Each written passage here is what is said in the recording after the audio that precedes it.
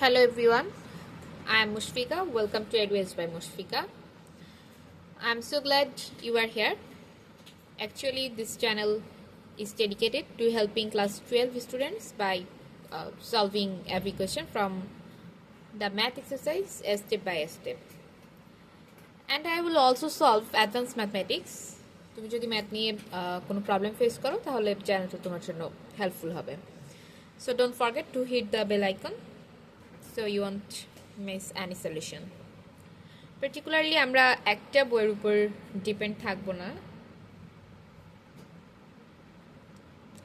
পরিচিত কয়েকটা বই থেকে প্রবলেম সলভ করব, লাইক রূপন্তী প্রকাশনী, অক্ষরপত্র, কেতাবুদ্দিন স্যার, আর এস ইউ আহমেদ স্যার.